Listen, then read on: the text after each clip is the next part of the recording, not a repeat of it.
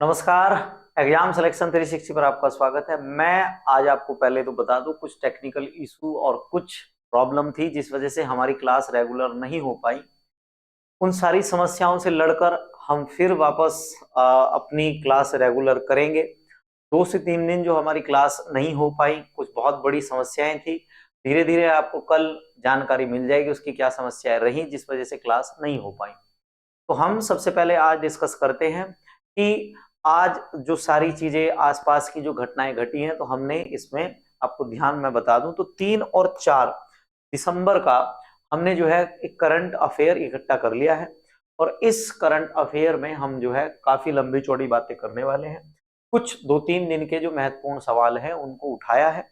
सबसे पहले मैं बात करता हूं कि आपका बहुत ही ज्यादा मोस्ट इंपोर्टेंट क्वेश्चन है कि ऑक्सफोर्ड डिक्शनरी का Oxford word of the year 2024 की बात कर रहा हूं मैं। ऑक्सफोर्ड डिक्शनरी के अनुसार वर्ड ऑफ द ईयर 2024 किसको चुना गया है? ठीक है, क्वेश्चन समझ में आ गया आपको।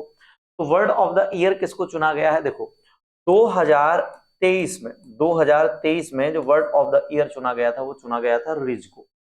अब की बार आपको दिखाई दे रहा होगा कि ब्रेन रोट ये शब्द है, ब्रेन रोट शब्द आपका ये चुना गया है डिक्शनरी के द्वारा वर्ड ऑफ द ईयर। दरअसल अब की बार क्या है कि इस साल जो ये डिक्शनरी है इसका कहना ये है कि हमारा जो पूरा समाज, पूरा संसार, पूरी दुनिया एक चीज बहुत ज्यादा देख रही है, रील। बिना सोचे समझे हम चीजों को स्क्रॉल कर रहे हैं, ये हमारे दिमाग को कुंद बना रहा है। और हमारा जो दिमाग है पूरी तरह एक बंध चुका है किसी चीज के साथ, हमारा एक दायरा सीमित हो चुका है।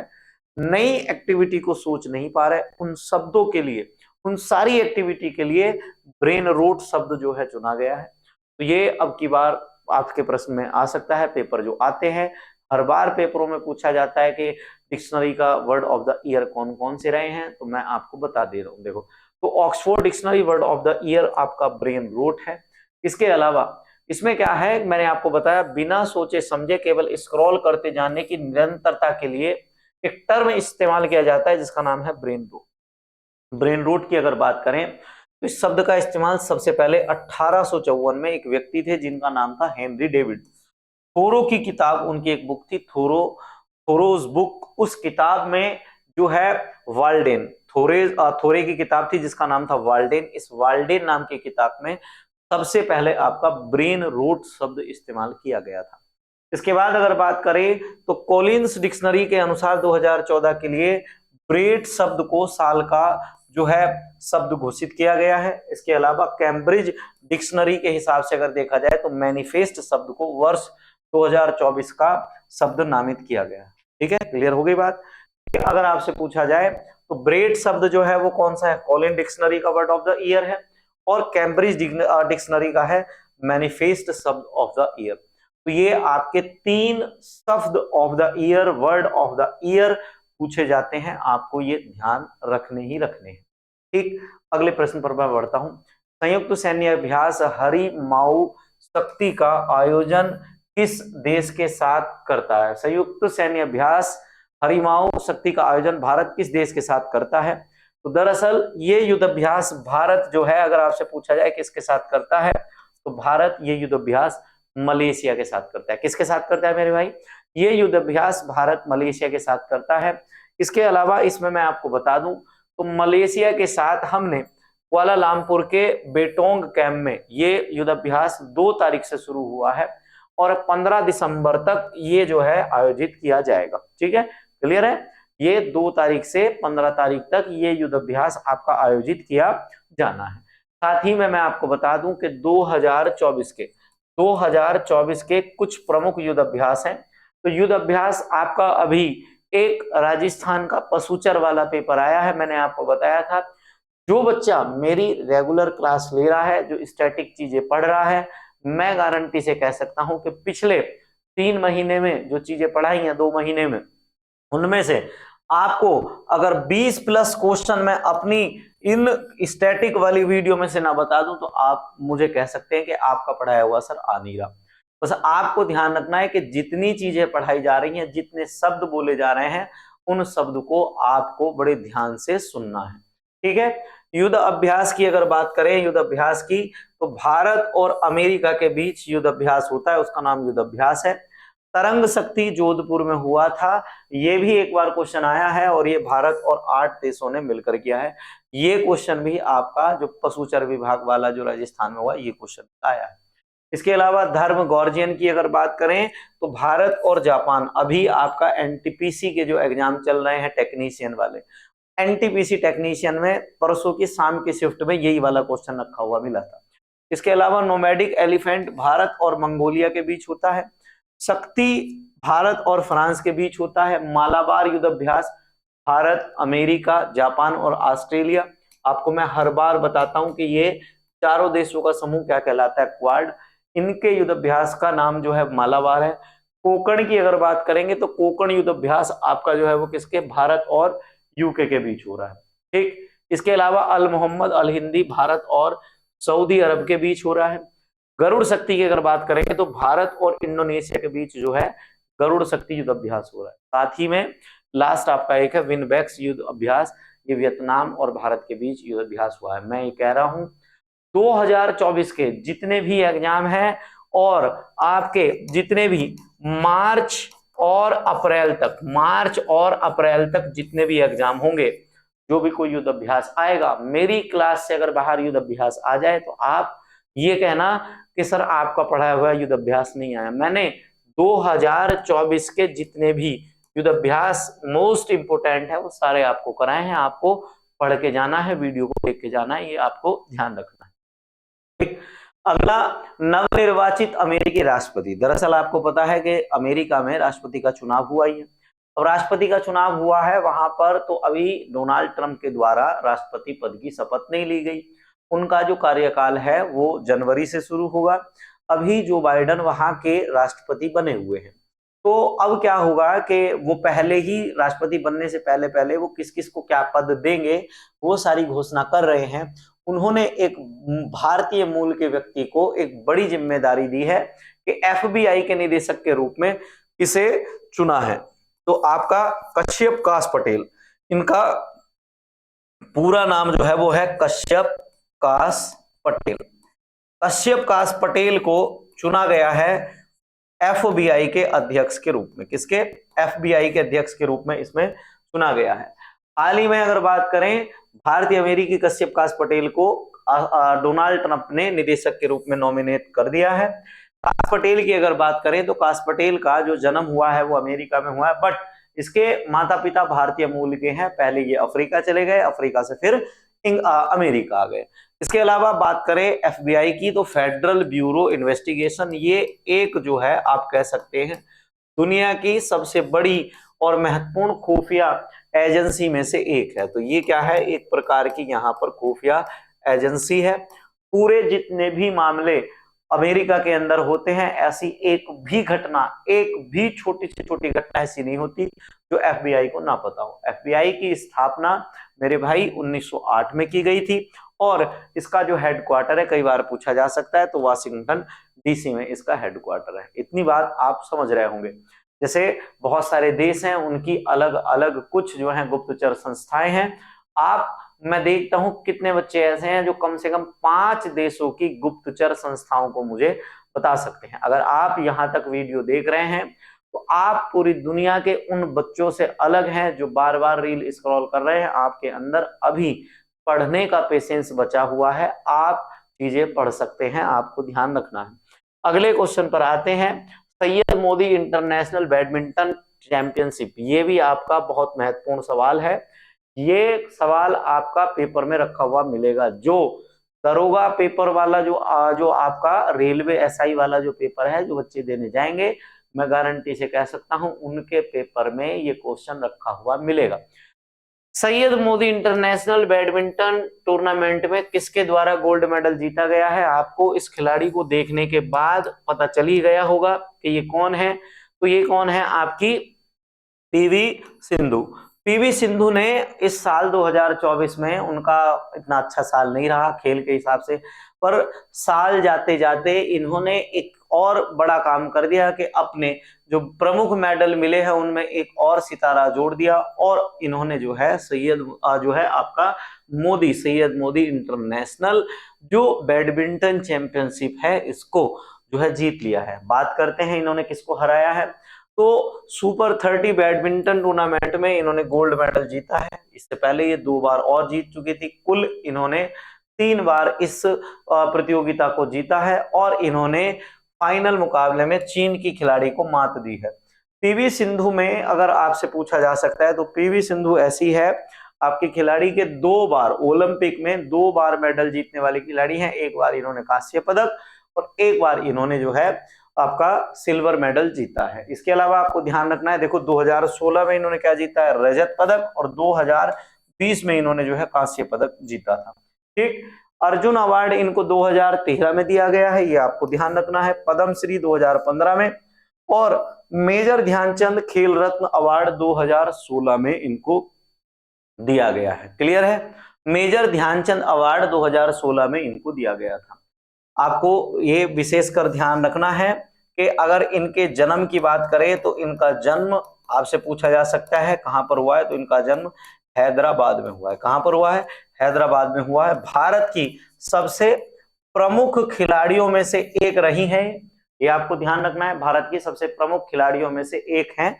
और अगले प्रश्न पर आते हैं कि एक कंपनी है GAIL, ठीक है, गेल, आप कंफ्यूज मत हो जाना। गेल जो है वो आपको पता होगा कि वेस्ट इंडीज के दुनिया के सबसे महानतम क्रिकेटरों में से एक, उस गेल की बात नहीं कर रहे हैं हम। ये क्या है कि गेल ने किस कंपनी के साथ LNG, ठीक है, LNG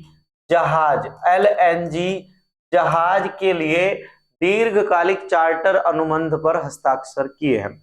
तो दरअसल अब ये क्या कर रहे हैं कि ये जो है एक कंपनी के साथ इन्होंने अनुबंध पर हस्ताक्षर किए हैं, और इन्होंने जो है ये के लाइन एक कंपनी है, के लाइन कंपनी के साथ इन्होंने ये हस्ताक्षर किए हैं। जरा मैं आपको डिटेल बता दूं कि क्या मसला है। केल की अगर बात करें तो सिंगापुर के लाइन के साथ इन्होंने पहले अपना जो है ये एग्रीमेंट साइन किया, और इस जहाज की अगर बात करें तो टैंक क्षमता 1,74,000 क्यूबिक मीटर होने वाली है। काफी बड़ी मात्रा में ये बड़ा जहाज होगा, और इसे सैमसंग हैवी इंडस्ट्रीज द्वारा निर्मित किया जाएगा। ये के लाइन जो कंपनी है ये कॉन्ट्रैक्ट देगी किसको, सैमसंग हैवी, जो आपके सैमसंग हैवी इंडस्ट्रीज है उसको ये जो है ऑर्डर दिया जाएगा, उसके द्वारा ये इतना बड़ा जहाज बनाया जाएगा। सौदे में ये बात कही है कि 2027 तक ये योजना चालू हो जाएगी, और ये परिवहन की क्षमताओं को ये क्या करेगा, और ज्यादा मजबूत करेगा। मतलब आने वाले समय में होना क्या है कि जो ये हमारे जो शिप बन रहे हैं और माल ढोने वाले जो शिप है ये, और अगर ये पास हो जाता है तो और हमारे जो है मलेशिया के साथ और सिंगापुर के साथ जो है संबंध मजबूत हो जाएंगे। जरा थोड़ी सी बात गेल के बारे में कर लेते हैं। Gas authority of India limited, GAIL की अगर बात करें, गैस अथॉरिटी आपका इंडिया लिमिटेड, इसकी स्थापना 1984 में हुई है, और ये भारत की अगर आपसे कहा जाए तो भारत की एक महारत्न कंपनी है। 2013 में इस कंपनी को महारत्न कंपनी का दर्जा दिया गया था। कब, 2013 में इस कंपनी को महारत्न कंपनी का दर्जा दिया गया था। हाँ भाई, गुड मॉर्निंग सभी को। आप जो चीजें देख रहे हैं आप जरा कमेंट करिए, बताइए चीजें समझ में आ रही हैं या नहीं आ रही। अब अगर बात करें कि इसका हेडक्वार्टर कहाँ है, गेल की स्थापना आपने बता दी 1984 में, हेडक्वार्टर इसका नई दिल्ली में है, और इसके जो प्रमुख हैं वो है संदीप कुमार गुप्ता, और भारत की सबसे बड़ी प्राकृतिक गैस प्रोसेसिंग और डिस्ट्रीब्यूशन कंपनी है। ये आपको ध्यान रखना है, भारत की सबसे बड़ी प्राकृतिक गैस डिस्ट्रीब्यूशन कंपनी आपसे पूछी जाए तो आप बताओगे कौन सी है, आप बता दोगे सर गेल कंपनी जो है वो आपकी सबसे बड़ी प्राकृतिक गैस प्रोसेसिंग डिस्ट्रीब्यूशन कंपनी है। क्लियर है बात। इसके बाद अगले सवाल पर आते हैं। राष्ट्रीय प्रदूषण नियंत्रण दिवस प्रतिवर्ष कब मनाया जाता है? वैसे तो इसका आंसर इसमें लंबा चौड़ा दिख ही रहा है, फिर भी मैं आपको बता दूं कि 1 दिसंबर में आप जो मनाते हैं, एक मनाते हैं एड्स जागरूकता दिवस, कौन सा, एड्स जागरूकता दिवस जो है मनाया जाता है। इसके अलावा आपको एक और क्वेश्चन मैं बता दूं, 2 दिसंबर में एक दिवस मनाया जाता है जिसका नाम है राष्ट्रीय प्रदूषण नियंत्रण दिवस। इसमें क्या है कि आपको ध्यान होगा कि एक घटना हुई है जिसका नाम क्या है, भोपाल गैस त्रासदी। भोपाल गैस त्रासदी में जो लोग मरे थे उन पीड़ितों के सम्मान में यह दिवस आयोजित किया जाता है। क्लियर है, उन पीड़ितों के सम्मान में यह दिवस आयोजित किया जाता है। और आपको पता होगा कि 1984 में भोपाल में एक गैस त्रासदी हुई थी, उसमें ऐसा कहा जाता है, सरकार ये कहती है 15,000 लोग मारे थे। और बाद में जब रिपोर्ट दी गई थी, भोपाल गैस त्रासदी में 25,000 से ज्यादा लोग मारे गए थे। ये दैनिक जागरण ने अपना डाटा दिया था। और 25,000 लोग जो प्रत्यक्ष रूप से मरे थे, और ऐसा कहा जाता है कि लगभग 1 लाख लोग कहीं ना कहीं प्रत्यक्ष। अब आप सिंपल सी बात समझो, एक परिवार में 4 लोग हैं, 4 में से 1 की मृत्यु हो गई, 3 बच गए। तो अगर 25,000 ऐसे हैं, तो अगर 3 का भी लेके चले तो 1 लाख से भी ज्यादा लोग इससे प्रभावित हुए थे, आप ये मान के चलिए। भोपाल गैस त्रासदी 3 दिसंबर 1984 को हुई थी। अनगिनत बार ये क्वेश्चन आ चुका है, कई बार ये पूछा जाता है कि इसमें कौन सी गैस थी, कार्बाइड। इसमें मिथाइल आइसोसाइनाइड की अगर बात करें, गैस का नाम क्या है, इसमें गैस का नाम है मिथाइल आइसोसाइनाइड। ठीक है, मिथाइल आइसोसाइनाइड नाम की जो है आपकी क्या है, गैस थी। और रात में ये गैस का रिसाव हुआ, और इस गैस के रिसाव होने के बाद पूरी तरीके से जहां जहां जो लोग थे, कुछ सोते हुए ही मर गए, और जो लोग बच गए थे वो दौड़ दौड़ के गैस से कितनी दूर जा सकते थे, वो हाँफ हाँफ कर उनके फेफड़े फेल हो गए और उनकी मृत्यु हो गई। दरअसल इस MIC कंपनी को स्थापित करने वाला एक अमेरिकी उद्योगपति था, उसका नाम था वारेन एडरसन। और वारेन एडरसन रातों रात भारत छोड़कर जो है वो भाग जाता है, और भारत सरकार उसको पकड़ने में पूरी तरह नाकाम रहती है। 2020 के आसपास आपका जो वारेन एंडरसन है उसकी मृत्यु हुई भी थी। बाद में बहुत चर्चा आई कि भारत को मृत्यु के बारे में तो पता चल रहा है, कभी इससे पकड़ा नहीं गया। बहुत सारी चीजें रही हैं। और इसके अलावा भारत का स्वच्छ शहर अगर देखा जाए, लगभग आप ये कह सकते हैं कि 7 साल से भारत का सबसे स्वच्छ शहर जो बना हुआ है वो इंदौर बना हुआ है। और स्वच्छ वायु सर्वेक्षण 2024 में सबसे पहला, सबसे जो वायु के आधार पर सबसे स्वच्छ शहर है वो कौन सा है, सूरत है। और अगर आपसे पूछा जाए कि सबसे ज्यादा वायु प्रदूषित शहर कौन सा है, तो वायु प्रदूषित शहर आपका लाहौर है। ठीक है, कौन सा है, लाहौर है। और लाहौर के बारे में आप जानते हैं ये कहां पर है, पाकिस्तान का एक शहर है लाहौर। ये जो है दुनिया के सबसे प्रदूषित शहरों में से एक शहर माना जाता है। अगले सवाल पर आते हैं। तो एक हांडी गोडू किस प्रकार की बीमारी है जो हाल ही में समाचारों में देखी गई। आपको ये दिख रहा होगा कि ये जो व्यक्ति खड़ा है इसके पैरों में एक जो है बड़ा गैप है। इसमें क्या होता है, हांडी गोडू जो बीमारी है ये क्या है, एक प्रकार का दुर्लभ रोग है। और दुर्लभ रोग भी आप अगर कहें तो ये आपका दुर्लभ हड्डी और जोड़ों का रोग है। इसका हड्डी और जोड़ का ये एक दुर्लभ रोग है। जरा इसमें मैं आपको डिटेल में बताता हूं क्या मामला है। इसमें होता क्या है कि कर्नाटक के स्वास्थ्य मंत्री ने अभी कल एक घोषणा की और ये बताया कि दिनेश गुंडू राव ने, वहां के स्वास्थ्य मंत्री कौन है, दिनेश गुंडू राव, उन्होंने हांडी गोडू रोग का वैज्ञानिक रूप से अध्ययन करने का निर्देश दिया। दरअसल इसका नाम हांडी गोडू इसीलिए रखा गया, कर्नाटक का एक गांव है हांडी गोडू, उस गांव में सबसे पहले इस रोग को खोजा गया था, उस गांव के नाम पर इस रोग का नाम पड़ा। ठीक है, ये एक प्रकार की ओस्टियोआर्थराइटिक एक बीमारी है।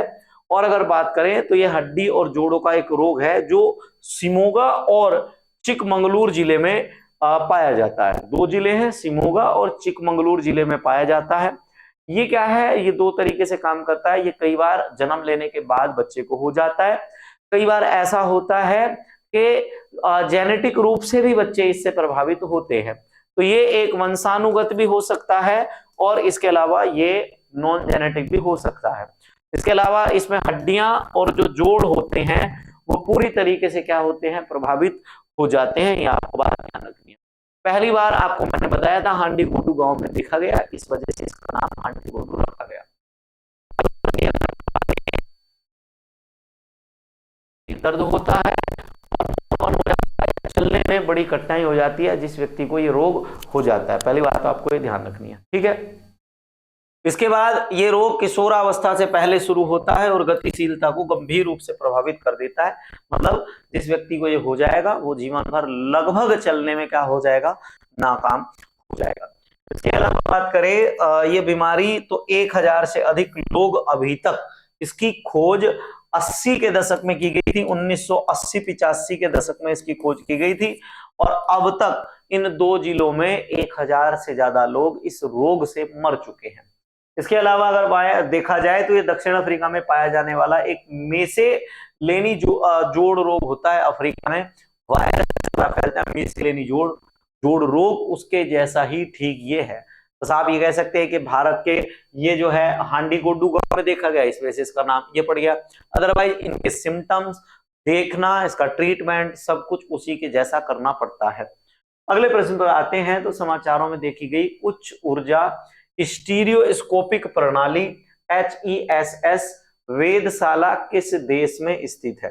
दरअसल अभी जो है ये वेधशाला बड़ी चर्चा में आई है और अगर देखा जाए ये कौन से देश में है तो आप बताओगे सर ये एक अफ्रीका का देश है, अफ्रीका के दक्षिणी हिस्से में पाया जाता है देश और इसका नाम क्या है, नामीबिया। जरा मैं बात करूं नामीबिया के बारे में। हाई एनर्जी स्टीरियोस्कोपिक सिस्टम वेधशाला के वैज्ञानिकों ने 40 टेरा इलेक्ट्रॉन वोल्ट के रिकॉर्ड ऊर्जा स्तर वाली ब्रह्मांडीय किरणों का पता लगाया है।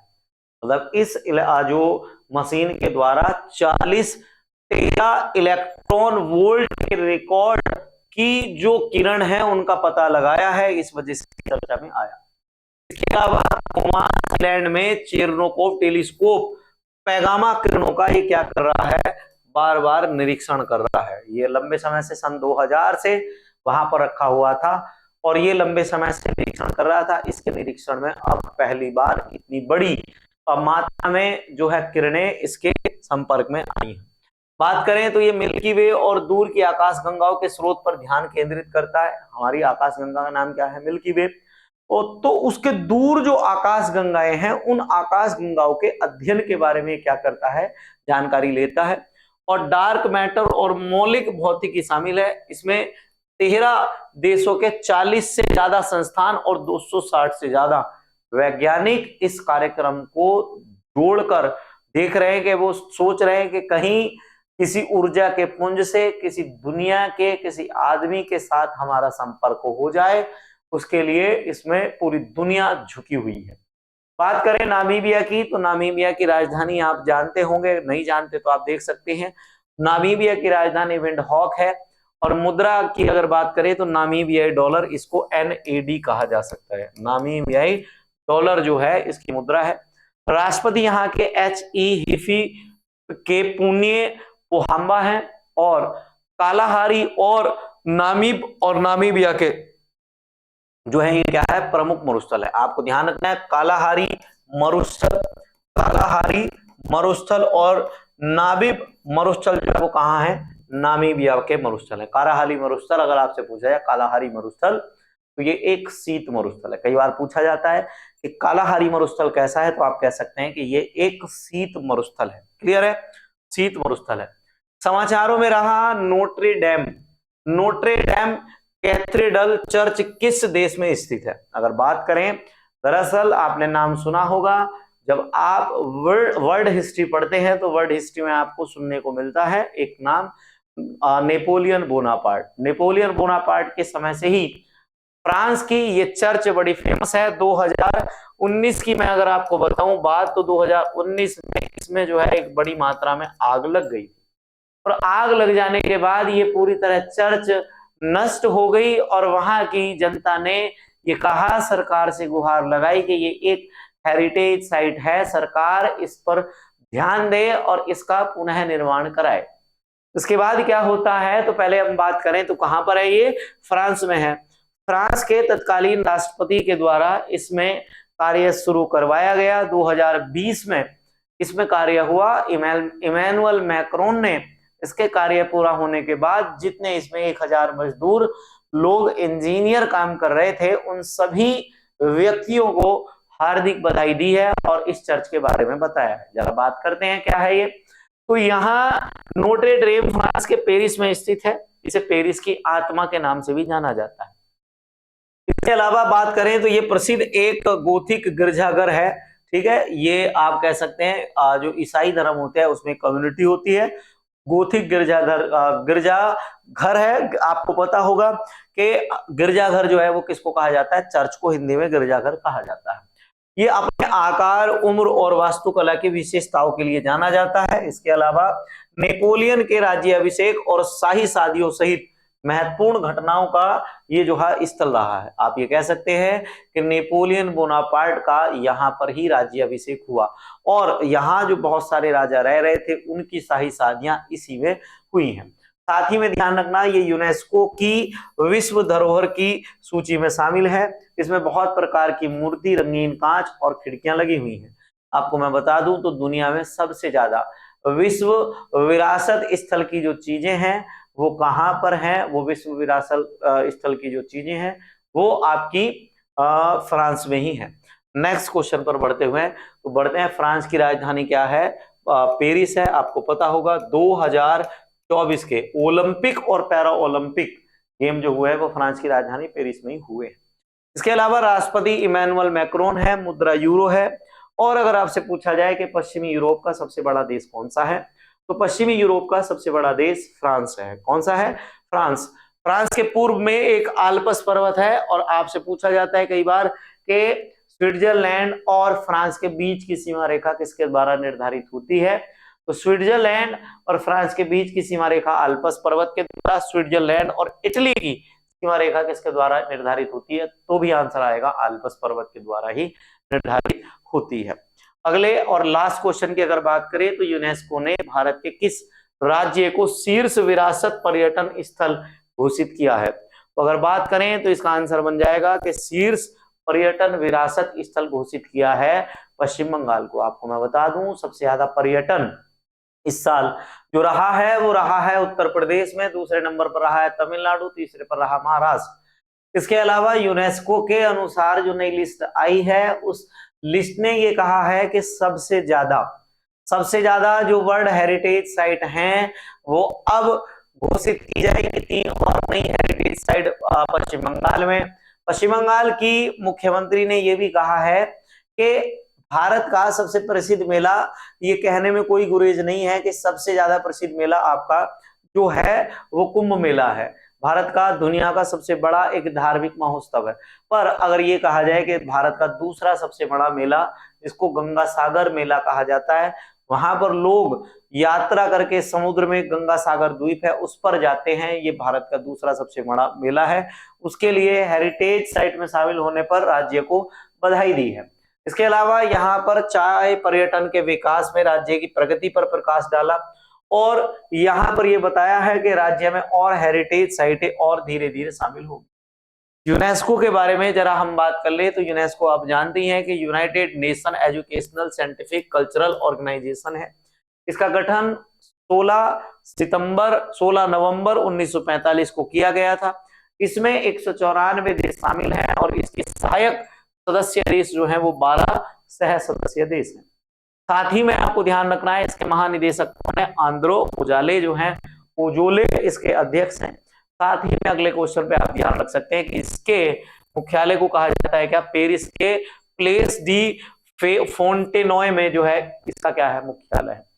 उद्देश्य क्या है अगर यूनेस्को की बात करें तो यूनेस्को का उद्देश्य है शिक्षा, विज्ञान, संस्कृति के क्षेत्र में सहयोग और सहभागिता के जरिए दुनिया में शांति स्थापित करना इसका उद्देश्य है। भारत को 2021 से 2025 के लिए ये आपको बात ध्यान रखना है कि यूनेस्को के कार्यकारी बोर्ड के सदस्य के रूप में चुना गया है। 2021 से 2025 तक भारत यूनेस्को के कार्यकारी बोर्ड के सदस्य के रूप में चुना गया है। यहां तक हम चीजें आज रोकेंगे, उसके बाद अब कल वाली क्लास में हम मिलेंगे, वापस चर्चा करते हैं क्या दिन दुनिया में कुछ घट रहा है। कुछ नई अपडेट आपको देखने को मिलेंगी हमारे चैनल पे। कुछ चीजें इधर उधर हो सकती हैं, किसी क्लास का शेड्यूल थोड़ा चेंज हो सकता है, उसमें हम बात करेंगे। और फिर मिलते हैं एक और नई क्लास के साथ। आज यहीं रोकते हैं, धन्यवाद।